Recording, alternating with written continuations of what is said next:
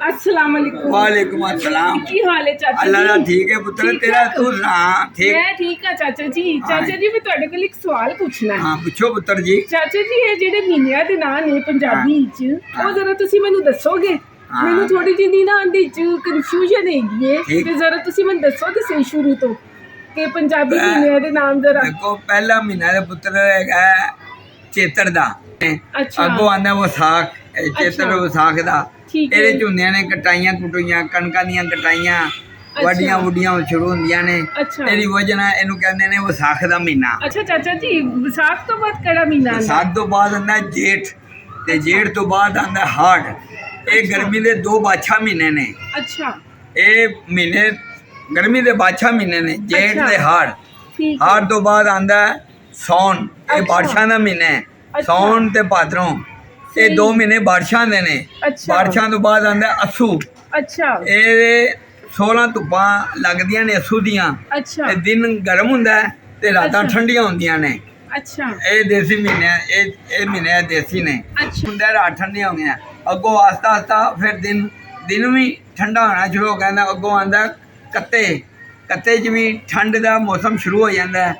ਅੱਗੋਂ ਆਂਦਾ ਮੱਘਰ, ਮੱਘਰ ਤੋਂ ਬਾਅਦ ਆਂਦਾ ਪੋਹ। ਇਹ ਪੋਹ ਤੇ ਮੱਘਰ ਪੋਹ ਬਾਦਸ਼ਾਹ ਮਹੀਨੇ ਨੇ ਸਰਦੀਆਂ ਦੇ। ਇਹਨਾਂ 'ਚ ਫੁੱਲ ਸਰਦੀ ਪੈਂਦੀ ਹੈ। ਮੱਘ ਇਹ ਸਰਦੀਆਂ ਦੇ ਬਾਦਸ਼ਾਹ ਮਹੀਨੇ ਹੁੰਦੇ ਨੇ। ਇਹਦੇ 'ਚ ਬਹੁਤ ਜ਼ਿਆਦਾ ਠੰਡ ਪੈਂਦੀ ਹੈ। ਅੱਛਾ ਇਹਦੇ ਵਿੱਚ ਹਾਂਜੀ। ਸਰਦੀ ਪੈਂਦੀ ਹੈ ਚਾਚੂ? ਹਾਂਜੀ ਇੰਨੀ ਠੰਡ ਨਹੀਂ ਪੈਂਦੀ ਹੈ ਕਿ ਅੱਗੋਂ ਉਹ ਮਾਘ ਵਿੱਚ ਵੀ ਬਹੁਤ ਜ਼ਿਆਦਾ ਠੰਡ ਹੈ। ਅੱਛਾ। ਇਹ ਦਸੰਬਰ ਤੇ ਜਨਵਰੀ ਦੇ ਮਹੀਨੇ ਨੇ। ਅੱਛਾ ਅੱਛਾ ਮੈਨੂੰ ਤਾਂ ਪਤਾ ਹੀ ਨਹੀਂ ਸੀ ਚਾਚਾ ਜੀ। ਪਤਾ ਹੋਣਾ ਚਾਹੀਦਾ ਬੱਚੇ, ਵੇਖਿਆ ਕਰੋ, ਤੁਹਾਨੂੰ ਵੇਖੋਗੇ ਤਾਂ ਪਤਾ ਲੱਗੇਗਾ ਨਾ। ਹਾਂ, ਐਸੇ ਉਹਦਾ ਤੁਹਾਨੂੰ ਵਾਸਤੇ- ਕਿਵੇਂ ਪਤਾ ਲੱਗੇਗਾ? ਐਸੇ ਤੁਸੀਂ ਵਾਸਤੇ ਤੇ ਦੂਸਰੇ ਮਹੀਨੇ ਯਾਦ ਰੱਖੇ ਨੇ, ਦੇਸੀ ਮਹੀਨੇ ਦਾ ਤੁਹਾਨੂੰ ਲੋਕਾਂ ਨੂੰ ਪਤਾ ਹੀ ਨਹੀਂ ਹਾਂ, ਹੈ। ਚਾਚਾ ਤੁਸੀਂ ਜੀ, ਇਸ ਪਾਸੇ ਤੋਜੋ ਦਿੰਦੇ ਹੀ ਨਹੀਂ। ਹਾਂ। ਦਿਓਗੇ ਤਾਂ ਤੁਹਾਨੂੰ ਪਤਾ ਲੱਗੇਗਾ ਨਾ ਕਿ ਇਹ ਮਹੀਨੇ ਦਾ ਕੀ ਫਾਇਦਾ ਹੈ। ਜੀ, ਇੱਕ ਮਹੀਨੇ 'ਚ ਦੇਸੀ ਮਹੀਨਿਆਂ 'ਚ ਕਿਹੜੇ ਕਿਹੜੇ ਮਹੀਨੇ ਹੈਗੇ ਨੇ, ਕਿਹੜੇ ਕਿਹੜਾ ਮੌਸਮ ਨੇ ਦੇਸੀ ਮਹੀਨਿਆਂ 'ਚ। ਇਸ ਪਾਸੇ ਤੁਸੀਂ ਕਦੀ ਤੋਜੋ ਨਹੀਂ ਦਿੱਤੀ।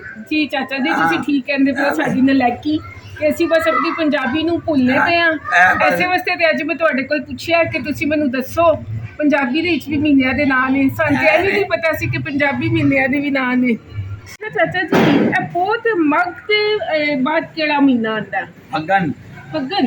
ਫੱਗਣ ਦਾ ਮਹੀਨਾ ਆਉਂਦਾ ਨਾ, ਇਹਦੇ 'ਚ ਫਿਰ ਮੌਸਮ ਬਦਲਦੇ ਨੇ। ਅੱਛਾ। ਸਰਦੀ ਦਾ ਮੌਸਮ ਆਸਤਾ ਆਸਤਾ ਘਟਦਾ ਤੇ ਗਰਮੀ ਤੋਂ ਆਸਤਾ ਆਸਤਾ ਸ਼ੁਰੂ ਹੋ ਜਾਂਦਾ ਹੈ। ਅੱਛਾ ਇਹਦੇ 'ਚ ਜੀ। ਬਸੰਤ ਦੀ ਬਹਾਰ ਆਉਂਦੀ ਹੈ। ਕਿਉਂਕਿ ਹੁਣ ਜੀ। ਸਾਡੇ ਮੁਲਕ ਤੇ ਬਸੰਤ ਦੇ ਪਾਬੰਦੀ ਹੈ। ਸਹੀ। ਬਸੰਤ ਦੀ ਕੁਕੜੀ ਛੁੱਟੀਆਂ ਕਿ ਉੱਡਦੀਆਂ ਹਨ। ਬਸੰਤ ਦਾ ਬਹਾਰ ਮੇਲਾ ਸ਼ੁਰੂ ਹੁੰਦਾ ਹੈ। ਅੱਛਾ ਹੁਣ ਤੇ ਜੀ। ਸਾਡੇ ਮੁਲਕ 'ਚ ਬਸੰਤ ਬਹਾਰ ਦੇ ਮੇਲੇ ਖਤਮ ਹੋ ਗਏ ਨੇ। ਅੱਛਾ। ਇਸ ਵਾਸਤੇ ਇਹ ਆਖਰੀ ਮਹੀਨਾ ਹੈ, 12ਵਾਂ ਮਹੀਨਾ। ਅੱਛਾ। ਇਹਦੇ 'ਚ ਬਾਅਦ ਮੌਸਮ ਲੋਗੋ ਤਬਦੀਲੀ ਹੋਣੀ ਸ਼ੁਰੂ ਹੋ ਜਾਂਦੀ ਹੈ। ਅੱਛਾ ਹਾਂ ਸਹੀ ਹੋ ਗਿਆ। ਅੱਛਾ ਲੱਗਾ ਤੁਹਾਡੇ ਨਾਲ ਗੱਪਸ਼ਪ ਲਾ ਕੇ ਤੇ ਤੁਸੀਂ ਬੜੀ ਅੱਛੀ ਮੈਨੂੰ ਮਾਲੂਮਾਤ ਦਿੱਤੀ ਤੇ ਇਹਦੇ ਨਾਲ ਹੀ ਹੁਣ ਫਿਰ ਤੁਸੀਂ ਮੈਨੂੰ ਦਵੋ ਇਜਾਜ਼ਤ। ਮੈਂ ਤੁਹਾਡਾ ਬਹੁਤ ਟਾਈਮ ਲੈ ਲਿੱਤਾ ਹੈ, ਤੁਸੀਂ ਆਰਾਮ ਕਰੋ ਤੇ ਆਪਣੀਆਂ ਦੁਆਵਾਂ ਦੇ ਵਿੱਚ ਮੈਨੂੰ ਯਾਦ ਰੱਖਣਾ। ਅੱਲਾ ਖੈਰ ਕਰੇ, ਅੱਲਾ ਖੁਸ਼ ਦੀ ਹੱਸਦੇ ਵਸਦੇ ਰਹੋ, ਅੱਲਾ ਜ਼ਿੰਦਗੀ ਤੇ ਤੰਦਰੁਸਤੀ ਦੇਵੇ, ਤੁਹਾਨੂੰ ਖੁਸ਼ ਰਹੋ।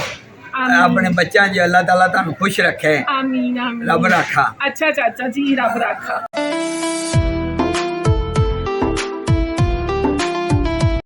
ਹੱਸਦਾ ਰਵੇ ਪੰਜਾਬ, ਸਦਾ ਵਸਦਾ ਰਵੇ ਪੰਜਾਬ।